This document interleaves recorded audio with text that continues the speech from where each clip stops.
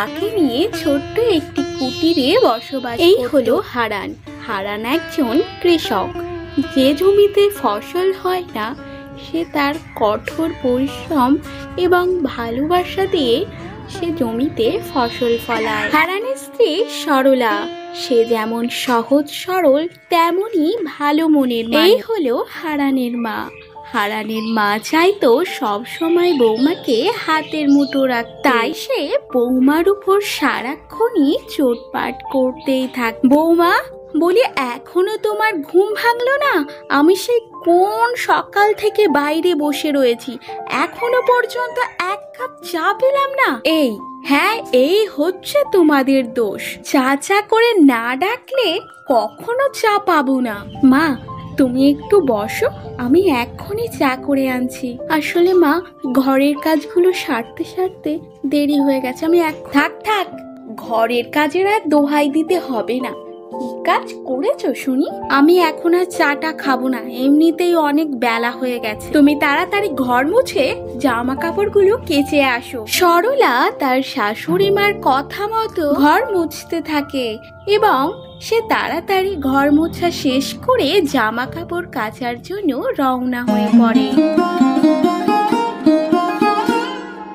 সেই কখন থেকে বারান্দায় বসে রয়েছি, বৌমা জামা কাপড় কাচতে গেছে তো গেছে, এখনো ফেরার নাম নেই। কটা জামা কাপড় কাচতে এত সময় লাগে না?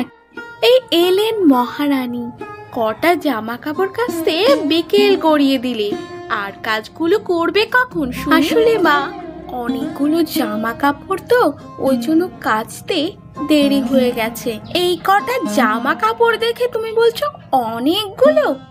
সে যাকগে, কই দেখি কেমন কেচেছো জামা কাপড়গুলো। না, জামা কাপড়গুলো দেখছি ভালোই কাঁচা হয়েছে।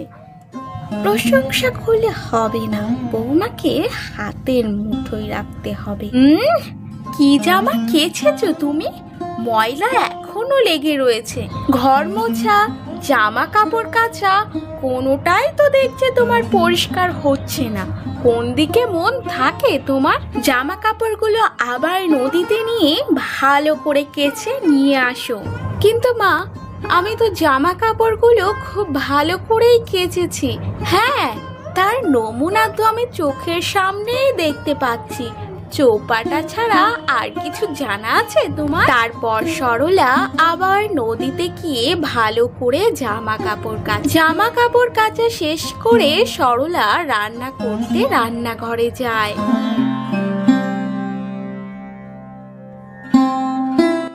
বৌমা, কি করছো কি তুমি? আমাকে না বলেই তুমি রান্নাঘরে চলে এসেছো? তোমার সাহস তো মন্দ নয়। মা, আসলে ঘরের কাজ সারতে তো অনেকটা দেরি হয়ে গেছে, তাই আমি ভাবলাম যে রান্নাটা বসিয়ে দিই তাড়াতাড়ি। মা, কি রান্না হচ্ছে আজকে? বেগুন আর আলু দিয়ে চিংড়ি মাছ। কি? চিংড়ি মাছ আর বেগুন? তুমি জানো তো বৌমা যে চিংড়ি মাছ আর বেগুনে আমার অ্যালার্জি আছে, তাহলে তার সত্ত্বেও তুমি বেগুন রান্না করছো? তোমার সাহস দেখে আমি অবাক হয়ে যাচ্ছি। রান্না করার সময় পর্যন্ত আমাকে বললে না সে ঠিক আছে, কিন্তু বেগুন আর চিংড়ি মাছ? আমি সত্যি জানতাম না যে বেগুনে তোমার অ্যালার্জি আছে, আর কখনো এমন করব। আচ্ছা, সে ঠিক আছে, রান্না বান্না সেরে নদী থেকে আমার জন্য স্নানের জল এনে দেবে। 10 কলসি জল আনবে, তার একটাও যেন কম না হয়। কম হলে তারপর। না মা, একটাও কম হবে না, আমি 10 কলসি জল এনে দেব।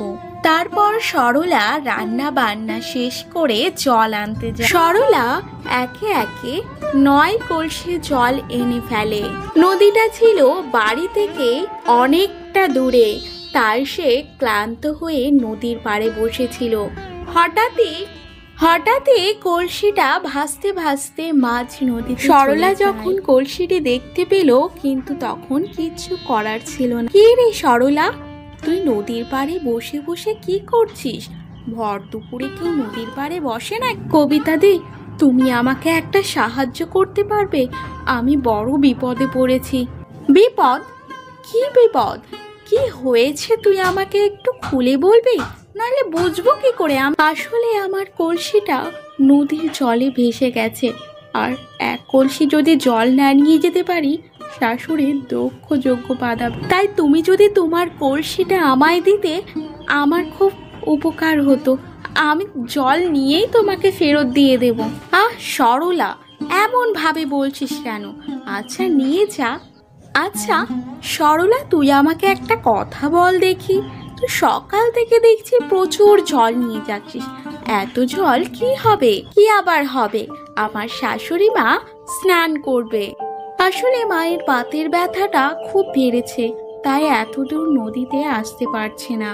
সে নয় বুঝলাম, কিন্তু এত জল স্নানের কাজে লাগে? পাগল নাকি তুই? সত্যি গিন্নি, তুমি যা রান্না করো মুখে লেগে থাকার মতো। এত সুন্দর খাবার, সত্যি তোমার হাতে জাদু আছে গিন্নি। যা বলেছিস ছোট খোকা, এত সুন্দর রান্না যে মুখে তোলা যায় না। তাছাড়া আমি কি ভালো রান্না করতে পারি? মা, আমি কিন্তু সে কথা বলিনি, তুমি ভুল বুঝছো আমায়। আমি শুধু তরকারিটা ভালো হয়েছে এটাই বলেছি। এত ভালো হয়েছে যে আমি মুখে তুলতে পারছি না। এত ঝাল কি এই বয়সে সহ্য হয় আমার? কিন্তু মা, তরকারিতে তো তেমন একটা ঝাল হয়নি। সে যাকগে গিন্নি, কাল থেকে একটু তরকারিতে মশলাপাতি কম দেবে। আমি বেশ কয়েকদিন ধরেই লক্ষ্য করেছি, আমি যাই করি না কেন মায়ের কোনো কিছুই পছন্দ হয় না।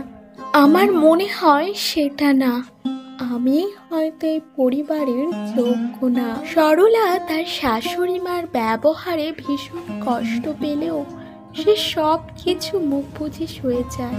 আমাদের এই গল্পটি ভালো লাগলে একটি লাইক করুন এবং আরও নতুন নতুন গল্প পাওয়ার জন্য আমাদের চ্যানেলটি সাবস্ক্রাইব করুন।